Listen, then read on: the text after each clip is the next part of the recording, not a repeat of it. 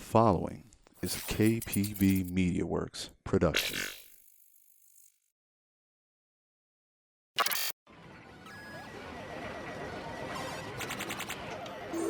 Choose your fighter.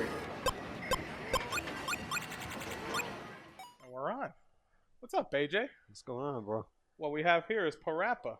And if there's anybody in the FGC who deserves the nickname the Watcher, the guy who goes to all these events, then you might as well be the historian of the FGC. It's you. I mean, thank you.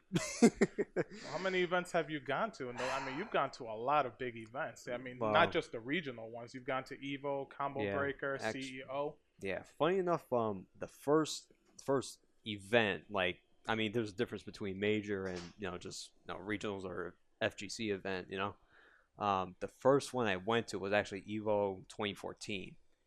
So I mean, outside of just a couple of locals, how I met you guys really. Yeah, that was when I started my journey basically. What were your experiences like at Evo? Everybody has different experiences, especially being the first one. I've never had the chance to go to one. I've always been a Twitch monster, a stream monster, as they like to be called, but you were there in person. I've seen. What's the atmosphere like? Man, well, the atmosphere is unbelievable, and that's the reason why I go, and that's the reason why I went. It just so happened that Evo was the first event that I went to. So, but the atmosphere is the reason why I kept going back, and it's the reason why I got into this. Just I just seen it so much. It's 2020 now, and I'm thinking all the way back to 2014. That's 6 years. Yeah, exactly. So I've seen like the just the kind of like the evolution of the event itself and just FGC as a whole. So it's just, even though I'm technically a baby in the grand scheme of things, it's surprising how much you see. Well, again, you're a fly in the wall. You're a baby, as we like to call it, and you've seen a lot. But what was your first event that you ever attended? Like locals, or just any competition-wise? Maybe you attended because you loved the scene and you wanted to take it to the next level. Let me go to a competition. Yeah. Let me compete, or let me just go watch. What was your first? So, boy, I mean, think. being from New York, you had a lot of options. Yeah, I mean, yeah, but surprisingly, I've kind of been like sheltered, I guess, for lack of a better term, because I've been living upstate for a certain borough folk. Yeah, Westchester, baby. Yeah, Yonkers. Westchester. Yeah, We're exactly. upstate. Yonkers. But because I'm from Yonkers, and the arcade scene in Westchester wasn't really popping like that, and I'm a 91 baby, so it's like I'm not traveling down to the city just to hit up Chinatown or anything like that. Yeah, you missed out on the big arcades. Yeah, so mine was, any arcade experience was bodegas or just Nathan's on Central Avenue. The big arcade room that they Oh had. yeah, man. My good memories there, but obviously it's not like your prototypical FGC arcade. It's just a regular arcade with a couple fighting games in there. Of course, yeah. But like first local to like actively compete in, or just to watch competition, whatever. I'll have to say it's gotta be. Well, it wasn't Clarkson's Corner. I think it might have been. Because we KPB we were holding weeklies there. Yeah, but this was before the weekly, so I'm pretty sure like the first tournament that I went to and tried to compete in, it was at Clarkson's, and it was just before Kick Punch Block started doing the weeklies. It was a Smash Brothers Brawl tournament. Clash Tournaments held it. I think that's really the only probably group that I know of that did anything else besides us up there. Yeah, I'm pretty sure it was, but at the time I wasn't savvy, wasn't paying attention to organizers or anything like that. I was just like, I play Smash Brothers. There's a tournament. You know what? Let me try my hand. Actually, now that I think about it, Clarkson's Corner, you brought a copy of Project M in there, and I've actually never seen this. I'm like, AJ, what is this? Man. Project M. It just looks like Smash Brothers Melee, but wait, what was that exactly? Oh, Because man. I wasn't well versed in that. Was it just brawl with melee mechanics? Yeah, Or... that's exactly. Well, for the most part, that's what it was, man. But jeez, you're bringing it back to the roots. The roots, man. Jeez. So, I just remember. Can I pick Dr. Mario? Yes. Okay, yep. I'll play. Yeah, you're in there. That was one of my selling points for me, man, because I played the hell out of Dr. Mario back in Melee, but the allure of the attraction was like anyone that's played Smash Brothers knows the issues with Smash Brothers Brawl. That's for sure, man. What, Meta Knight? I mean, he's just the tip of the iceberg, man. It's just woof. But anyway, I mean, I still have respect for Brawl and its its competition and whatnot, but just like, man, it had. I mean, the director intentionally put in stuff to be anti-competitive. You know what I mean? What? You don't know. No. All right, so you remember I tripping? know of the Smash Brothers competition. Okay. I just never knew this hatred that they had for the director of these games. It was well, I mean, it was directed at him because he's head man in charge, and his word is law for the game, But of course, yeah, he's the director. But he's the guy who runs things. The game took a lot of heat, but just without even going into it, I mean, like tripping in Brawl was like there was a mechanic that's random tripping. It's like you're dashing around and just randomly because there's a mechanic in the game, your character will fall over and you're prone. Yes.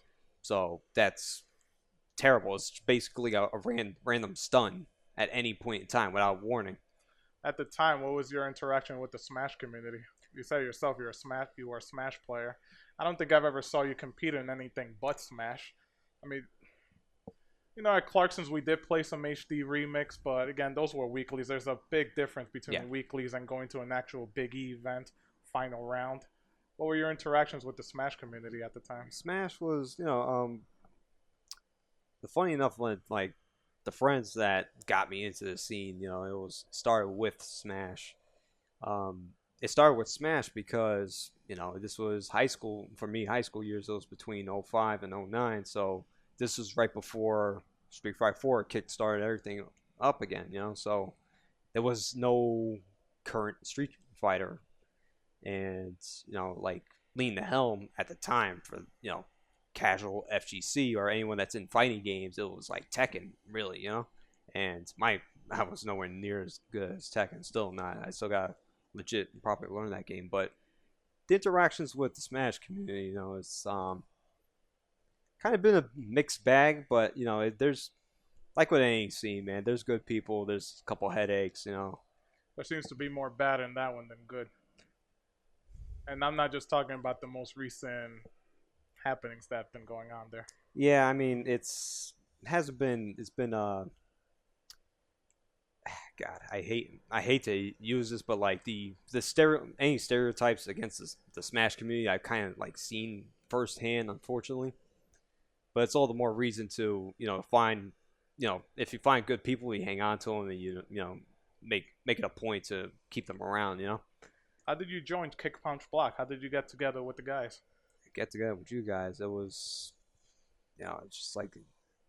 So, now I gotta think about this because at the time I was in college. I was at Westchester Community College.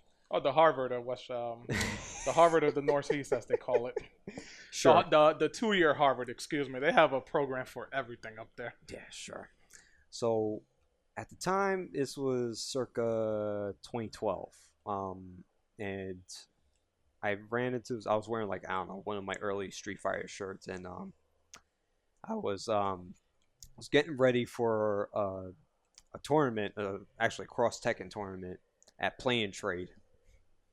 And James's all place? Oh yes. Oh, the best place ever.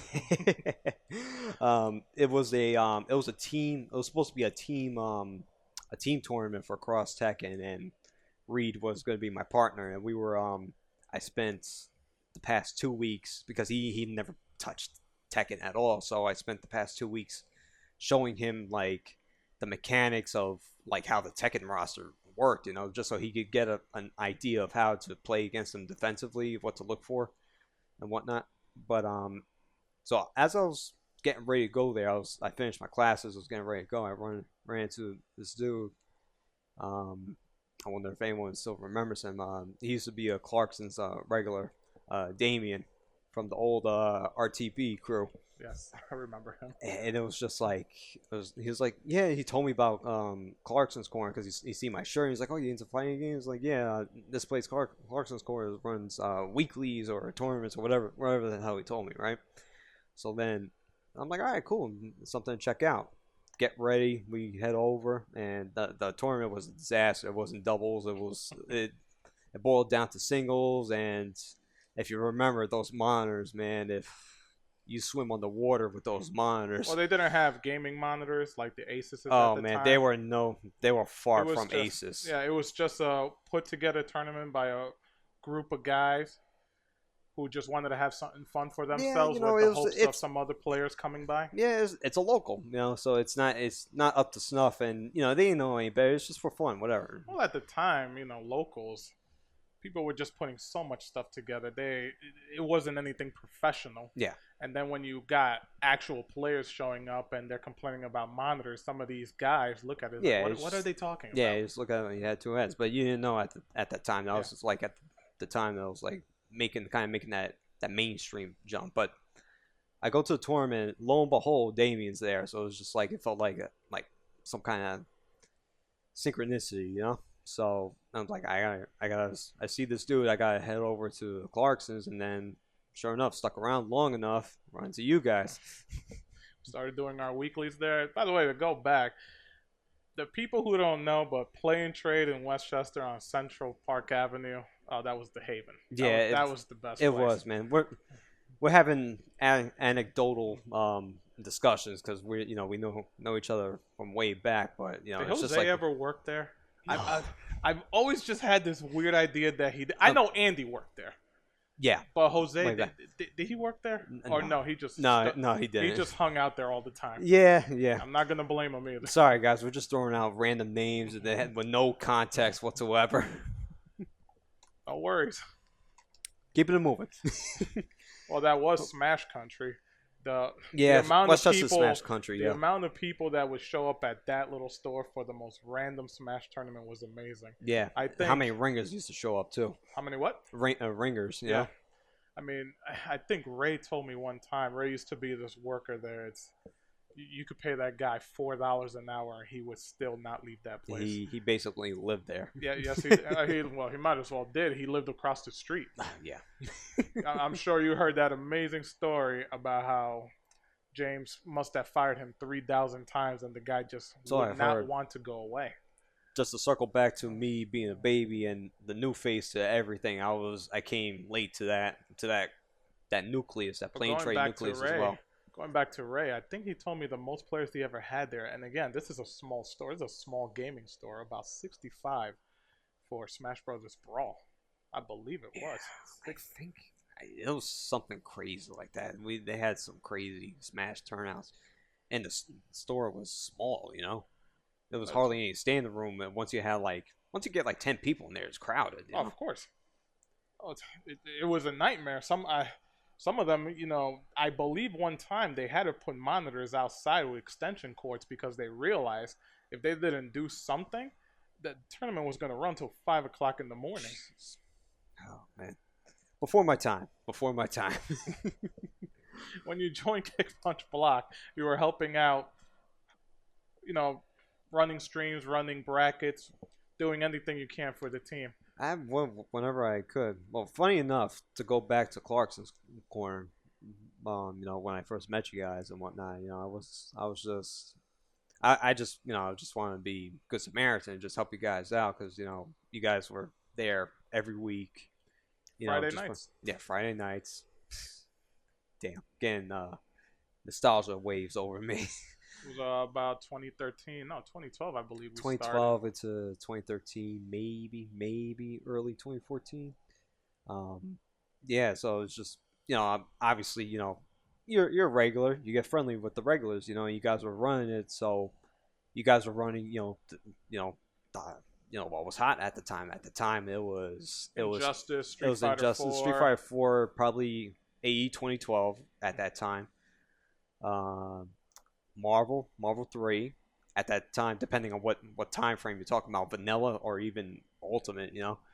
And being in Westchester, that was one of the spots where if I remember, we were getting a lot of NYC players specifically for Yeah. Marvel 3. Yeah. You know, a lot of people say, well, Yonkers, Scarsdale, they're upstate. I'd rather go all the way to next level in Brooklyn instead of taking that trip up to Scarsdale. But Yeah. when we ran Marvel 3 stuff, they showed up. Yeah.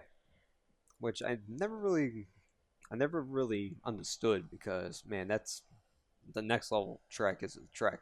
Now, I say that, I preface this with, I've never been to next level, but I've heard, accounts of friends that have gone, and it's just like, it's a trip. Hey, listen, I drive. I've been out to next level 2 times. The amount of traffic, the hustle, Yeah. the annoyance just to get over there. I don't have anything against Henry Sen. I don't have anything against the establishment itself. Mhm. Any place where you have gamers, competitive gamers, especially in the FGC, getting together to do what we love, it's great. But that thing is just too much of a trek. Even on train, it's at least from where I live, it's almost an hour away. It's like, no, thank you. We know firsthand experience from Clarkson's Corner that location is a big factor, Man, but Clarkson's Corner, man, it was some good times. It was good meeting you guys, and going back to Project M, man, it's like you guys were running like the legit, like quote unquote FGC stuff, and I know that there was a demand for Smash. The kids there that were playing cards and whatnot, they lean towards Smash. So every single time something amazing happened in Smash, they're looking. Yeah. Even when they're playing Magic the Gathering. Yeah, exactly. What's going on in Smash over there? It turned their heads. It wasn't, obviously it was Street Fighter. It's like, yeah, it's cool, but like whenever I threw on Project M, it was like, and also it's Project M too. So I was like, what's this? I see Mario beating up Yoshi. What's happening over there? Isn't he supposed to be riding him? Yeah. So I don't remember how I came upon Project M, but I just found it, and I was heavy on Smash at the time. I just knew the issues with Brawl, and it's just like, hey, this is a mod that that's what it was. I was messing around with there's a with hacking my Wii, basically. That's all. That's basically how I got introduced with that, the homebrew channel and all that. So are we allowed to talk about that? I don't know. I just did, so there it is. That's illegal. It was just, I wasn't really going for the emulators. I was going for cheat codes, basically, for my Wii games, because I'm a Game Shark kid, and I have a long history of backlog, and I'm just all about getting through it as quickly as possible. Who would win between the Game Shark and the Game Genie? That's something me and my brother always asked ourselves. At one point, you do have a shark. The other guy, he's a red genie. So this was before I knew about like looking through old glitches and stuff like that. So Game Shark got me Mew back in Gen 1. So I'm by that alone, I say Game Shark. But I always thought that Shark would win because I love Jaws. That's probably one of my favorite movies. I can't think of any movie where Genie's a badass. He wasn't a badass in Aladdin. Depends on what medium. You ever saw those movies? Those old Death Wish movies? All Death Wish movies? I have not, but I don't. Wow. Okay, sure. Oh man, it doesn't matter anyway because they all lost the action replay anyway. Yeah, yes they did. Oh my god, yes they did. Thank God for the action replay. But that's what introduced me to the whole homebrew channel and that whole rabbit hole. So I was like, oh, Project M. And it's like this mod puts Mewtwo back in the game. It puts Roy back in the game. So it's like characters that were missing. That's what hooked me in because I'm big on having big rosters and like keeping the old nucleus intact. And I know Mewtwo was whack in Melee, but just the opportunity to have him back just as a Pokemon fan was just like this warrants something to look into. Well, if you love big rosters, you must love Ultimate. Yeah, I do. How many characters are in that game now? Yeah, all of them. We're not even talking about to put a number on it now. I mean, before the DLC, it was hitting roughly like 73, 74 in that ballpark, with the DLC now, it's almost at 8. I'm pretty sure it's close to, if not at 80 characters. Retro, how many characters are in Ultimate? Fact check. I'll say 80 to 81. There 80 you go. to 81. Yeah.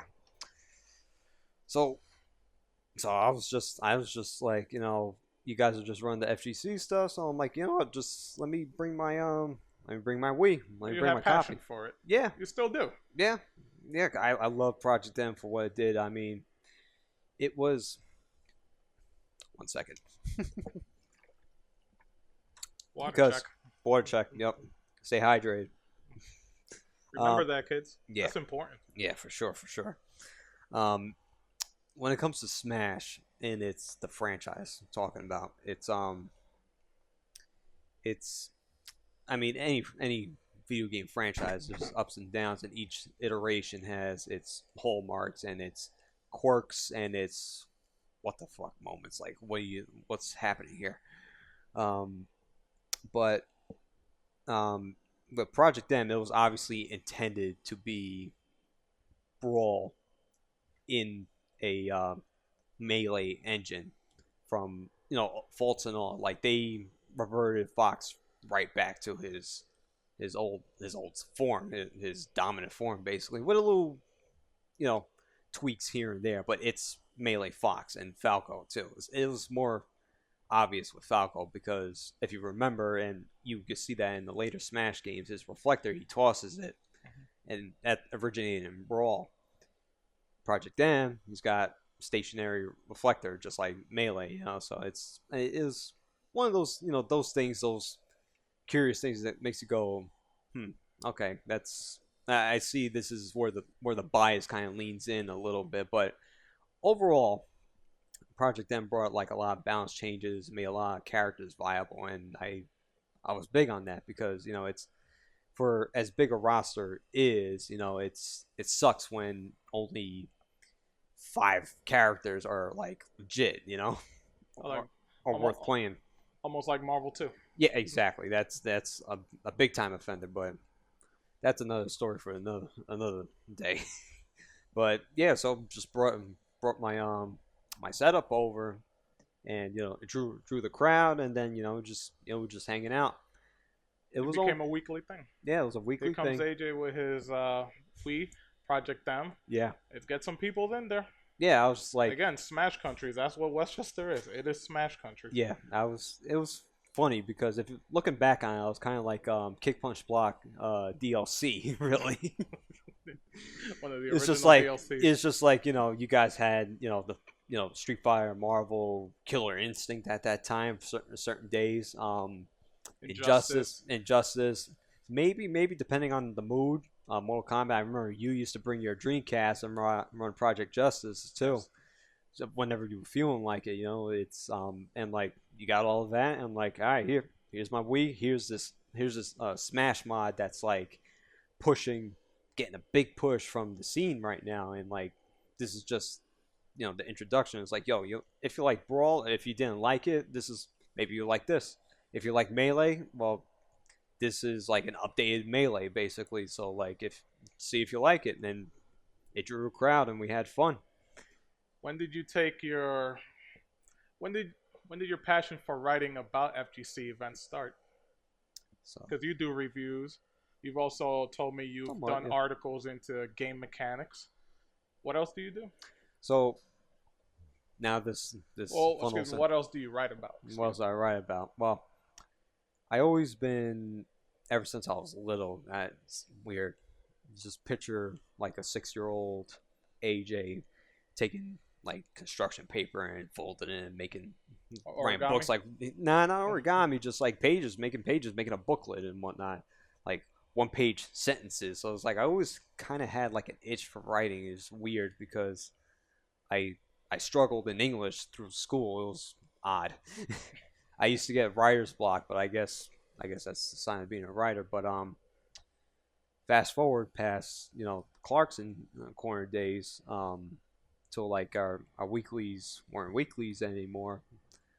Obviously being is always a friend to the group, to you guys, whatever locals or whatever it was, any local FGC stuff, try to support and try to get involved, dip my toe in it, so to speak. I knew that at the time, this was 2014, maybe early 2015, probably early 2015 now. I knew at the time, on the website, the Kick Punch Block website that we had, Afro Dynamic, he was one man banning those articles, man, for a while. Rodney was involved here and there, but Prime is he's a busy man. He's a busy man. He's got that stuff is on the back burner for him. He's got a lot more important things to handle. So it was like left on Afro's shoulders for. Yes, it was. Mike was running the website. He was running the Facebook page. I believe for a while he was administrating the Twitter page. Yeah, he was and he had a lot on his hands. Yeah, at that time he was running like a lot of those social media outlets that we had at that time. So I've seen. Was he the one who recognized your talents first? He did, and that's where I got introduced officially, joined the team. So it's like I've seen him. We were talking passing. Just like I'm like he's really like going at it. He's pumping out all these articles at his own free time, as most things with FGC. This is for a lot of us, if not all of us, it's just a passion project. Well, it's a hobby. Yes, not many people going to Mike, like you said, taking his free time to do this out of a love. Yeah, not many people get paid to basically run FGC articles, gaming articles in general. No, not at all. You have to. Outside of IGN, again, I've been out of the loop for a while, or not many people who do it at this level, they're just doing it just for the love. Yeah. Especially at that time. This is 2015, so it was just before like that esports swoop in to the FGC, try to pump the big bucks and the quote unquote big bucks in at the time. But we were talking in passing, and he was like, would you want to join the team and be a writer? And we'll go back and forth. I guess it's just like it's a writer thing. You recognize it in other people. You just like you. In addition to writers, because writing is just like an art. It's a craft. It's just yet another layer of crafting, being artsy basically. So an artist recognizes an artist in that regard. So he's like, want to join the team? I was like, I fell for him, so I was just like, I want to help him out, and even if I do like I don't know, once a month, twice a month, just to shoulder the weight a little bit. Help him out. Yeah, exactly. Expand topics being talked about. Yeah. And what were some of the first things he had you write about? Or did he give you free reign to write about anything? He gave me free reign, and Prime actually, he's funny enough. When I officially joined, he's like, I was like thanking him. He's like, you ain't gotta thank me, man. This was the Prime's idea. So honestly, I have to thank Rodney really. So I think Mike just like I guess recommended me basically. So, but it was either way, I'm grateful. I was grateful, and they were just like you said, I asked, I'm like, what you need me anything specific? Do you need me like journalize or do you remember the first article you wrote? Do you remember what it was about, what it contained? Yeah. So the first article. Man, you gave me a little look. I was like, oh boy, here we go. Yeah, because I came blazing guns out the gate. One of those I need to impress right away. No. Did you? No. Did you go full speed without? When I write, man, it's I'm definitely, I know that I'm a writer because I get into a certain zone that I don't get into anywhere else. Very rarely I do in like fighting games basically. But again, it's just passion, but it's a different type of drive when I'm writing. So they gave me Mike gave me the green light. He's like, whatever, whatever you want to go for. It's like, all right, cool. So the technically the first article I put out was a kind of like a introductory, bio, kind of like similar to like what we're doing now a little bit, but more so, but in writing format. It's like I go by AJ. Took up the name Parappa as a pen name actually, because That's your gamer tag. Ironically, it's not my gamer tag. Oh, it's not. My gamer tag actually is this stems back to like the Xbox 360 days. It's SS4 AJ, Super Saiyan 4 AJ. Hence the shirt. Yeah, hence the shirt. One of my favorite characters, just from like aesthetics and whatnot. Gogeta. My favorite color is red, so I'm a sucker for that. And who wasn't a Dragon Ball head at mid 2000s? So Super Saiyan 4 AJ, but I thought everybody hated GT though. everyone does. GT's got issues, man, but it has some merits. It was just poorly executed. That series was just some good concept, poor execution. But that's something else for another day. that's another 3 hours. So You probably won't get that one with me because I haven't even seen Super yet. I didn't even know that existed until Mike told me because I don't really watch anime anymore. I'm gonna say a little blasphemous. As much as I proclaim to be a Dragon Ball fan, I haven't seen much of Super either. I know they got blue hair now. I don't know what that means, but maybe I'll get to it one time. I got you when we get off here. Yes, educate me, please. Yes, I will. It's a long story, but I took up the pen name Parappa because I figured it was. I'm joining a crew named Kick Punch Block. Again, I was a big Parappa the Rapper head back in the day. I love that game too.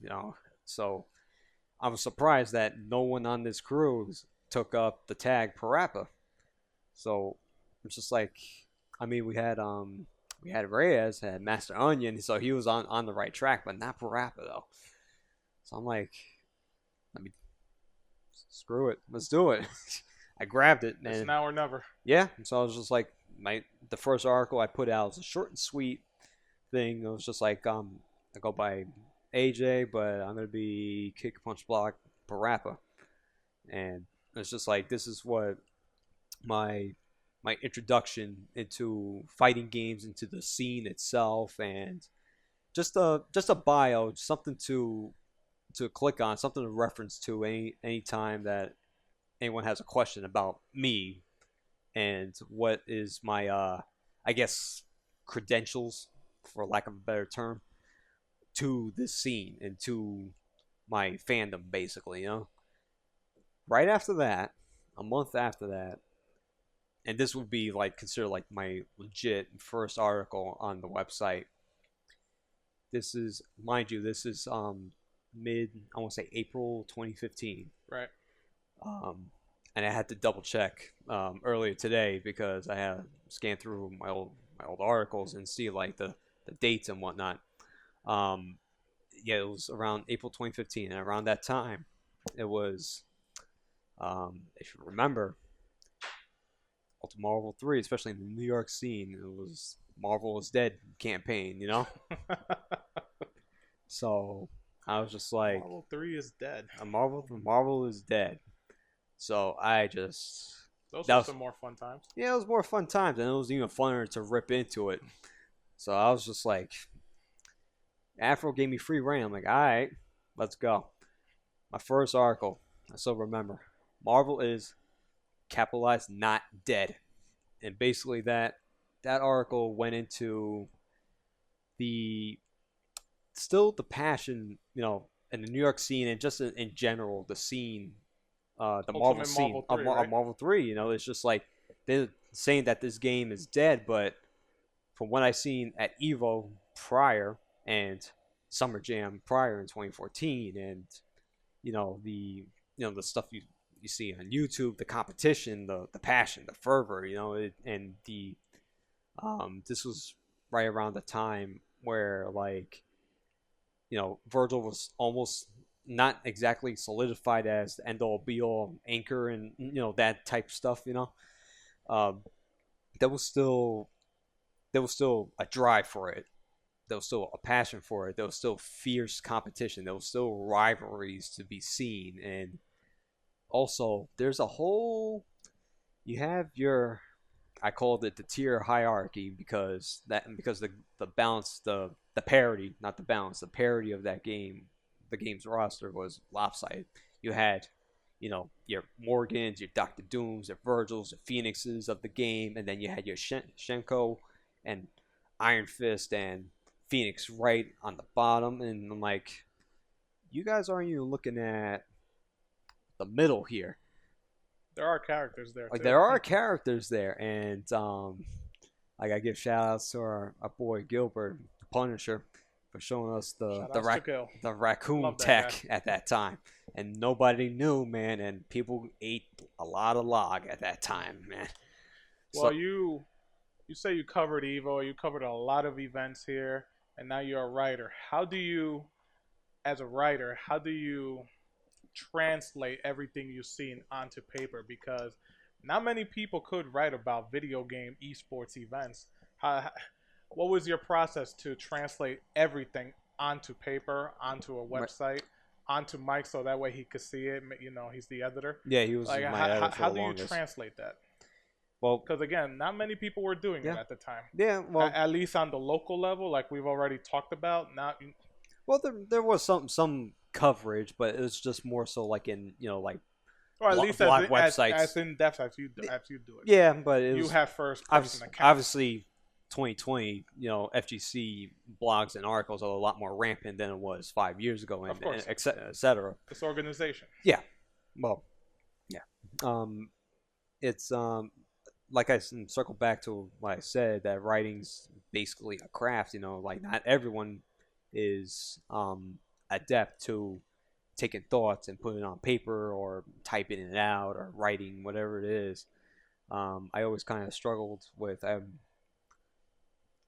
speaking, so doing this is kind of like a new experience for me. But it's whatever. I could adapt to it now. But I've always been more at home when I have time to ponder my thoughts, to get it in like proofread it basically in my mind and on paper and whatnot. And I think that kind of attributes to a lot of my writer's block when I was a kid going through my academic years.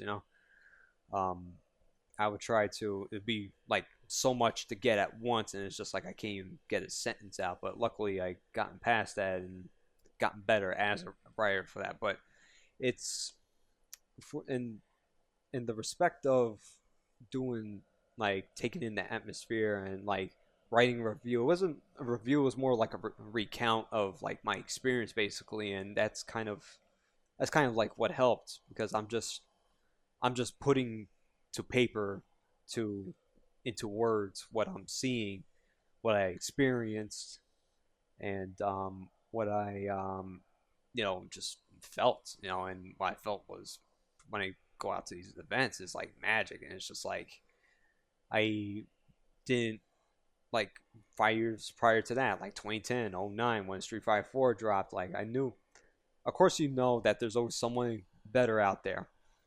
There's always like some dude out there that's like sick at X game or whatever it is. But I had no idea, like there was like a basically an underground scene of like, of names and players, and just like a scene, a legit community. The thought never occurred. So You never the idea of a competitive community, though, the way the FGC is. Yeah. I mean, you knew people. Yeah, I know. Play for quarters at an arcade or got Yeah. together locally, but Yeah. just a bigger entity. Yeah, I knew of, like, obviously there's going to be, for video games, there's competitions and whatever, but I just didn't know, like, there's like a whole acting body, there's events, there's like rivalries and et cetera, the story of FGC and things like that. So to finally step into that atmosphere and seeing it firsthand and being a part of it, it's definitely not overwhelming, but it's just like get a little bit of awestruck, you know. Well, when you went to big events like Big E tournaments, Evo, when you were becoming a writer for KPB, did you do it traditionally the way some journalists would do it, like sports journalists? Did you take a pen and paper, maybe had a chat with a few players, some people that were there? Or did you just stand back, watch everything, and you were able to concentrate? But which is your best way to concentrate so that way you could translate everything to paper later on? Yeah, well, Are you more interactive with the crowd, trying to get a bit here and there? Did you try to talk to any organizers? Hey, how did your weekend go? not really. I mean, that's been kind of like one of my flaws. I'm not vocal. I wouldn't I keep to myself. Don't really, like I'm not outgoing like that, or at least ironically, is because of the FGC I've been a lot more outgoing. So this is why I stuck around, because I feel like this is good for me as a person. I notice that when I go out to these events, I myself am more outgoing. I'm more A lot of outgoing people person. are like that. Yeah. Is it because you're among people who have the same passion? Yeah, I or- guess it's just an underlying I struggle to find the word like an underlying interest, that like you're here for a common cause or a theme or something like that. So you, at the You're very not afraid- least, You're not afraid Yeah. to go up to somebody. yeah, It's exactly. like, You have an icebreaker at least, so that's what it was. But no, like I wouldn't like go out of my way to talk to people, or like try to get interviews or whatever. Like it was more like my style would be more like a kind of like a journal entry, really, and just tell about my events, my interactions and stuff like that. I remember, I tell this, you probably even know this story, like Evo 2014. I'm just like taking in the atmosphere, and that it was my first FGC event, just as much as it was a getaway, a father-son vacation to Vegas. for a lot of 'Cause it was people me and that Dad. don't know, Parappa's father is very much into the FGC. He loves going to events. Yeah, he's down. He's just down to travel in general, and just like to take in the atmosphere. So it's like, he saw that I was taking interest in it. And he knows, like, going back. And as I an always attendee, he loves it. He He's the enjoyed it. kind of guy who's not going to get into the backstage stuff. He's not going to he's not going to get into the super details of it, but as just an attendant, again, I've talked to him, son, he loves it. Like you say, it's Yeah. just father-son getaway. It's a good way to travel to Vegas, go to CEO down in Florida. Yeah, and so for a lot of travels, it was just an excuse to get away, and it just so happened these certain locales, we have families, so it was just like it was a family vacation in addition to I'm hitting up an event, so it was just like an excuse to get together. So Evo 2014, it was a getaway. It was my first time in Vegas. It was his, I don't know, maybe third time. I'm not exactly sure, but Did you visit the pinball museum over there? no, it did not. That's one of my must-go places. But when I go over we there. were hitting up the spots on the strip and all that. But it was a eye-opening experience for both of us, because I was introducing him to my scene, and like, this is what I'm into, and he's like, he understands only like 20% of it, because obviously he's not gonna follow the games and stuff like that. But he knew it was a competition. He knows competition. I come from a long line of coaches. My father being a coach, my grandfather being a coach, my uncle being a coach, youth baseball and basketball, Organized sports. Yes, so Which he is knows. another story. Yeah, that's a whole other story. But the point is, he knows competition, and he knows he puts a lot of emphasis. His coaching style is a lot of emphasis on heart, and just trying to working with kids. So he's just trying to mold them and push them to their best potential.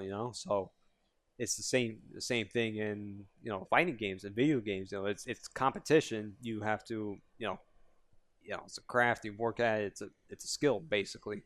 So that was our our underlying bond. Like he understood the passion through competition for the sake of competition, and it was we were taking everything in, and circle back to one of my recounts. I entered the Vampire Savior side tournament that they had because at the time I was big on Darkstalkers, still am, but like I was like actively playing it, and I hit up the pool, and I'm like, just waiting around to be called or whatever. They take attendance, they start calling up, and I think I was the third one to get called, and they go, the guy running the brackets, he looks familiar, I just can't recall his name, but anyway, goes AJ versus Haitani. I'm like, get the fuck out of here. I get my Top Japanese player. my first Evo match in a tournament, and I get drawn against one of the Japanese gods. Oh man, I took a round off him. That's all I could. That's all I get. I took a round off him and no perfects. That's the best I get. For taking a round off him, did you get a participation medal? Nah, I wouldn't want it anyway. But it was a cool experience. I was like, let's just have fun, man. You just reminded me when Street Fighter 4 was on top of the world for a while. SRK and maybe Event Hubs, they would actually run a first, front page article about who's the poor sucker that gets Daigo first in Street Fighter 4. I'm sure you remember those. Yeah, I remember those. Yeah, for Haitani, I was that sucker, but of course he went on to win the freaking side tournament. How many players? Well, a healthy amount of players. I want to say like maybe like around 30, 35, maybe 40 players for that side tournament. That's a lot for that game. That's a lot for all those old games. Yeah, but what people don't realize about Evo, unless they've been to, is that the side tournament scene, which eventually grew into Anime Evo, and in addition to its other community-run side tournaments, is that. Before you go on, I've always wondered, and I never got an answer. Maybe it's because I wasn't asking it properly. Why the name Anime Evo? Because it's predominantly anime games, obscure anime games. That's silly, though. Well, I mean, gotta call it something, right? I guess. But Anime Evo, I never got the name. I mean, they're running stuff like Aqua Plaza, Melty Blood, and. Well, it's the event to hold those tournaments at. Because I guess the experience, again, it's evolution. It's the big one. Yeah. It's gonna draw out a lot of more players than normal, and then, like exactly. you said, Vampire Savior had how much? 40 players. I think around then at that year, and they always have a decent turnout every year, and as do any of those old those throwback OG retro, whatever you want to call. Well, games. you've seen Anime Evo firsthand, and if a lot of people don't know, I'm sure the majority of people who listen to this do know what it is. It's basically the side event for all games that never made it into the main stage. Yeah, anything that was a main stage. Like, it's always kind of, those games have always been played, but I think, I forget which year, maybe like 2017, around there, they finally like branded it and took up all those anime games in a couple other obscure games as well, like Ninja Turtles for the Super Nintendo, like those type games, Tournament Fighters. Yeah, Tournament Fighters. Yep. Those type obscure side tournament games, they took under their wing, in addition to like any other spin-off, like the offshoot NRS game, depending on what year it was, either Injustice or Mortal Kombat, or running even Mortal Kombat 3 or whatever, just like those type tournaments. But what people haven't been to Evo and they haven't seen, unless they actually follow the streams and whatnot, is that the competition is just as stiff as the main stage. You're still attracting players from around the world, so you're gonna get the top head, or like the ringer from across the pond.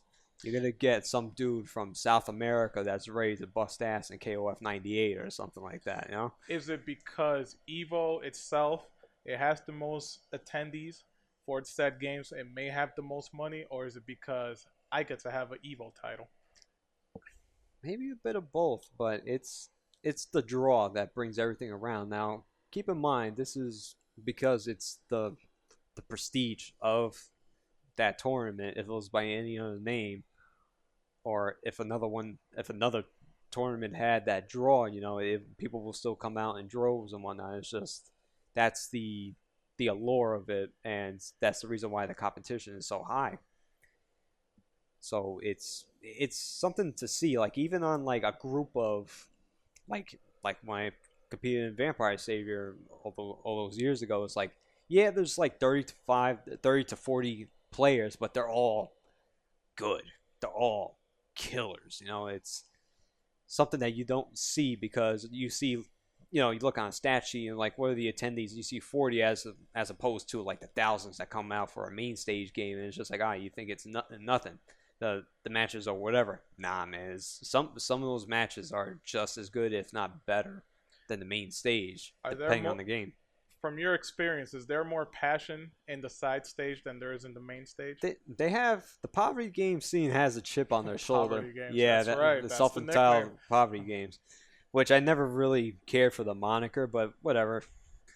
But they had that chip on their shoulder because they're in the corner, in the back, the dark hallway. No one's really paying attention to us. So there's a little bit of grit to them. It's weird because I've heard that term so many times, and you said some people take offense to it, some others embrace it. Yeah. To me, it's all about the competition. Maybe it's because I'm just not that passionate about it. Like I would go, even if I would attend a big E event right now, if UMK3 is there, MK9 is there, you're playing it. Yeah, I'm playing it. I never really look at it, oh, well, you're a poverty game. You don't get no stream time. Maybe it's just the way I'm built. I don't care. I'm just there to play the game. But some people really do have it's hatred and a love for that term. Why is that? If you were to ask me, I think it's a generational thing. Is there more love or hate for the term? How about that? I'm not sure because it's not a good question for me, man. I wouldn't really know the answer for that. I have a couple friends that can answer that better, but man, oh man, I don't know. I mean, I think it's, if you were to ask me what you are, it's I think it's a person by person thing because some people do feel a certain type of way because they get no stream time. They love the game and they hate that they maybe inferior modern game or something like that in their eyes get more screen time, and it's just like damn, I get no respect. And then you have the other heads that's just like I'm here to play, I'm here to bust ass, so let's get it going. I don't care who I'm playing, grab a stick, let's go. So it's like that. I mean, that's my view. I got into the Super Turbo scene like that, so I've seen it playing my game that I grew up love playing. So it's, I don't care. I'm here to play people. I'm here to get better in my case, and just absorb the atmosphere. Maybe make a friend or two. It's the community aspect of it. But going back to one of the original questions again. Taking Evo, something of that magnitude, how do you put it on paper? Yes. It's what do you decide to? Do you decide to focus on main stage more than the side stage, knowing there's enough journalists there covering it because it is the FGC's main event? Oh yeah. It will be in the front page of IGN. If not, maybe and it was. Especially back then, yeah. I mean, how do you go about it? Back then, like I said, man, it's. The good thing about, the thing about anything you do basically in life, really, in a professional field, is staying within your means. You don't want to overexert yourself, so you want to also be you in any shape or form of fashion. So it's like I'm writing a piece. This is my recount. I'm not. It wasn't supposed to be I guess a journalism, basically. Well, it probably was anyway, but not journalism in the typical sense, you know. Um, I'm I was not trying to like compete or idolize with anyone. I'm not trying to make my piece or my article way better than the guy on IGN or any or event hubs or anything like that. It's just I can only tell what I've seen and what I experienced, and I'm gonna tell you about the magic. So a hook on that Evo 2014 article was the Haitani match that I had. It was the Galileo versus the Gura Blaze Blue Grand Finals. Was still one of the best matches I've seen in my life. That set was crazy. Like me and my father were sitting in the way back, and it had the early slot, so it started at 8 a.m. and it's like grand finals was like around 9:30, close to 10 a.m. So I legit, my father came down, he finished breakfast, he came in late, so it's like it's losers finals just ended up where he just got in for grand finals. So I literally leaned into him like, listen, this game I don't really know much about, so you just gotta sit here and watch it, man. He's just like, all right, sure. By the time that grand finals was done, we gave a standing ovation because it was a display, and if you go back and watch that grand finals, it was amazing. It was just like the blood and sweat that went into that. It was just like something. This is the reason why it was the embodiment of the reason why we all do this, you know. So it's just like, I barely know Blaze Blue and its inner workings, especially back in 2014. And my father, forget it. He might as well throw up a different language up there for him, man. But we knew like these guys just put it all out there, and it was just a back and forth. It was just like you had to stand on your feet and applaud these guys. It's Game 7. Yeah, it was the Game 7, and it legit went down to the Game 7 of tournaments. Last match, bracket reset, all that, all the bells and whistles. What's that feeling like when you're in the crowd and you know that championship is literally up for grabs, whoever wins the next round, as an attendee, as a person watching? Because forget the competitors. Yeah. That's a different kind of pressure for them. Yeah. But you sitting there is like, oh, Jesus Christ, we really came down to this. When the tense, when it's on edge, man, it's. Do you feel it in the crowd? Yeah. Oh, you definitely feel it in the crowd. It's never. I never use this word. It's electric. It's literally electric. It's just electric. It's awesome in every sense of the word.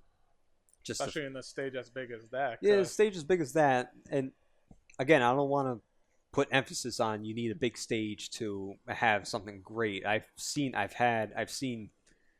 pretty good stuff even over in the side tournament area. It's just like it's obviously on a lot lesser scale. It's not on a big stage. It's on a cabinet, like a little off in the hallway, and a group of guys that's huddled around going, ooh, ooh, ooh, doing that stuff, But they both have their merits, but just like a main stage, huge crowd, literally electric, What are the after hours like? What are the after-hour suites where all the betting happens? I'm sure there's plenty of betting money being placed under the table during main staging, Evo, but come on, let's talk. Not so much anymore, man. Oh, did they cut down on that a little bit? Esports. What's that? Sorry. That's an evil word in this community, isn't it? Apparently. But after hours. The after hours, well, again, what are salty sweets? Oh yeah, salty sweets. Yeah, good times. But I never really partake because it's Vegas. Well, yeah, that's the thing. It's Vegas, and the times that especially the earlier years when I went to Evo with Dad, we were usually in the casinos. We're taking in the Vegas. It's again father-son vacay as much as it is fighting game tournament. So I didn't really partake in salty sweets, and me personally, I'm not really much of a party guy anyway, so it's like I'm not really big on drinking and any after hours stuff unless it's just like playing. But I didn't really delve too much into that aspect. But I obviously knew of it, and obviously in the later years, you hit up so-called salty sweet, hit up a move, Well, you've a been room. to Evo. You've been to the big boys like CEO, Combo Breaker. Have you ever traveled to I have any? not been to the Combo Breaker yet, actually. Oh, you haven't? I I have thought you not. did. I've been to CEO a couple times. No.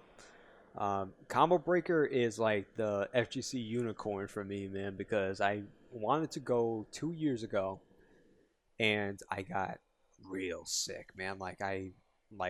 I woke up the day of my flight and my throat was on fire. I had not been that sick in a long time, and I was just like, I can't go on a plane. I can't go away for a weekend. I'm shot, so I had to scrap it. And then last year, I dropped the ball on a bunch of things, and the logistics weren't there, and I had to scrap it again because that was mostly my fault. Getting a room, getting funds together. It's just like the stars were aligning against me for that, and it was just like, damn. And then, fortunately, this year, enough said. Well, you've been to Canada Cup, right? No, I have not. Well, besides, let's take Canada Cup because that's the easiest one to get to. Have you been to any other international events? International? No, actually, no international stuff. Like, Would you want to go to one? I think maybe, but again, this goes back to me. I'm just like I don't really like to travel out of the country like that. I've been to DR a couple times, and Well, I'm Dominican. Don't you just love that? The resorts over there. sure. It's been a while. I've been there twice, and one was for a wedding as well. I've been to Niagara Falls, and that's my extent of outside the states. The states itself have been around and around. But I guess technically speaking, because of the magnitude, Combo Breaker CEO and Evo will be considered like international tournaments. I guess, but it's for me, it's national because obviously it's my home. Well, you get home, you settle down, take a shower, have a nice night's rest. Next day, you're in front of the computer to write an article about a big event you just went to. What's the first thing you ponder about? Fun fact for me, because I know just how grueling it is coming back off jet lag and all that. For Evo, and I decided to write. I decided to write for Evo the first year because 2014, because that's when I just started writing for the team, and I just needed material. So I was just like, you know what, I'm going out. I might as well just write about this. So I wrote about it actually on the plane ride back because that's a 5-hour flight. So at least then on the plane I have a rough draft, or sometimes I even finish. So putting that down is just like what stood out, like obviously the grand finals, the people I meet. I told Afro this years ago. I think it was 2017. 2017, yeah, Evo 2017. It's just like he asked me what was the what's like what's your highlight of the weekend, basically. And I'm just like, I had to think about it. It's like because yeah, the matches are great. The getting the games are great. The announcements, the glamour, the spectacle that is these big events. And I pondered about it. I'm like, it's the atmosphere. It's the people I spend time with. It's doing this right now. Well, and it's just like hanging out with your friends, meeting new people, getting new friends. And just like you never know who like is going to be the next special person in your life because you decide to play a random game of, I don't know, fucking hyper fighting or whatever. Street Fighter 1. Yeah, it's Street Fighter 1, whatever. It's just like that's the magic of FGC, you know, and you see that at these big events, you know. Well, the big events is basically the evolution of the arcade scene after Yeah. the arcade scene died. Exactly. Except now you're literally in a room with everybody in the country Yeah. instead of like your buddy from upstairs Hmm. pouring a quarter into a machine. Yeah. That's the beauty of it. Yeah. And I was too young to get that, because again I'm 29 years old, so the arcade scene, you know, if you're not in, again, if you're in Westchester, you're not in the city, you're not around in Chinatown and all that, you're not gonna see these arcade scenes. And I was too young to be like running off and hitting them up, you know. So like the 90s, obviously, baby. So the I guess I don't know You where. missed out. Yeah, I missed out. I missed out a lot. The golden age, whatever you want to call it, the golden age in the 90s, and then 2000s with the Chinatown Fair or whatever. I didn't get to experience that. My arcade was just like, you know, whatever delis or bodegas or anywhere that had a cabinet or whatever.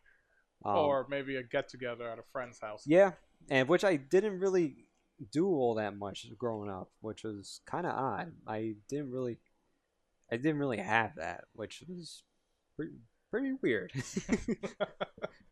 I don't know. I mean, it's not like I had no friends. I had friends. It's just like for whatever reason, it's just like visiting my friends, going over to my friend's house wasn't a thing for me. Yeah, for whatever reason, I honestly don't really know. But it's yeah, it's just that spirit, you know, carries on, and I really love that. And because I kind of missed that, I missed out on that. I want to like grab that and like hold on to it, you know. It's something magical. So for me, it's like it's pretty easy translating that on paper, on a screen, getting it down. It's just like this is what I've seen, and you guys need to hear about this. And you guys also need to experience it whenever you can. You should Especially if you're experience as this. passionate as Yeah. for fighting games Yes. as we all are. If you call yourself a fan, if you say you have an inkling of passion, and then if you say you like all the stuff that and what it is and what it's about, then like you are doing yourself a treat to going out to your locals, going out to your regionals, going out to your majors, and absorbing all that. Well, it's kind of like the same if you're a wrestling fan. Mm. You may follow Ring of Honor, Impact Wrestling, and it is wrestling when you go do it. Mm. But as much as the company has hated the WWE, their shows still are a spectacle. I remember when I first went to go see, For sure. I in my mind, I wasn't, I went in there, I'm like, yeah, let me go check it out. I've never been to a WWE event, excuse me. But when you go in there, even a small pay-per-view such as Money in the Bank, you could clearly see the production level is such at another level. And you feel it's just like, wow. I mean, jeez. This is the big leagues compared to the small leagues, the minor leagues. It's funny you say that because this past CEO, when AEW had their pay-per-view there, me and Rod were talking about that. I went there. Now it's funny. I was talking to Rod, and he said that the people from CEO produced the show, but I could have sworn AEW brought in their own crew and produced the actual wrestling show. I mean, both communities were basically ingrained because Jabali is a big wrestling fan and obviously a big video game. I mean, it seemed like a joint effort from what I was able to gauge, but there was definitely AEW crew there, for sure. But it was my first wrestling event, and I'm not really all that big in wrestling, obviously, but I got friends like you, our circles Andy. we big wrestling heads, so just through every association I follow, every year WrestleMania, Andy's house. That was always the big party. Yeah, I went to a couple of them, maybe 2 or 3, but that was that was where to go. Yeah. Because in the FGC, there are a ton of wrestling fans. They Oh, seem yeah, to go for hand in hand. Yeah, it seems like the FGC for better for worse, however you look at it, wants to go that business model route. I mean, we've had our fair share of heels in the FGC, and if there's a heel, there's a face somewhere else, you know. So it's just like they definitely glorify that and put it on a pedestal. I don't know if I wouldn't say it's necessary, but it definitely makes for viewership, that's for sure. Who's the bigger heel, F Champ or Punk?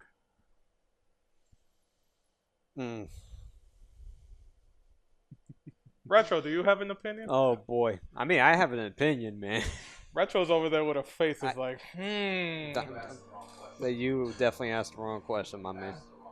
To answer your question, F Champ, but then that's all I'm saying on the map. Ultimate heel.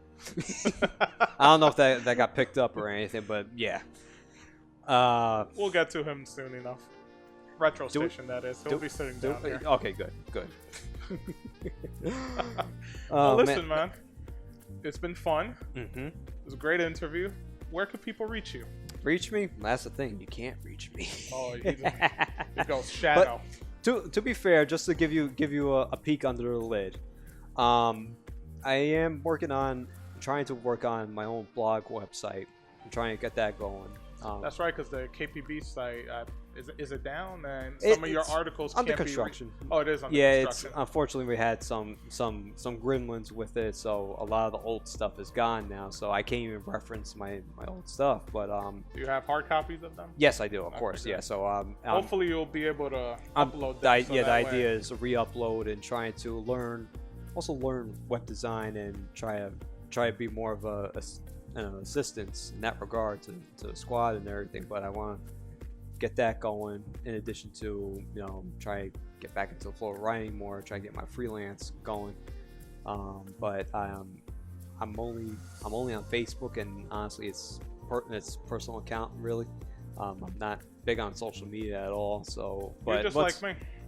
But once not that I have anything against it, I just have no use for it. Steve told me, he demanded that I get it's a lot to keep up, and unless you have and I'm something not gonna make him mad. Unless you have something to sell, it's tough. But there'll be more news to come once I finally get that going. I actually have something to present to the public. Well, we look forward to it, and when you do get that out there, we'll definitely see about getting all that information out there for you. AJ, it was fun. Thanks Take for care, having me. guys. Be good. Be well.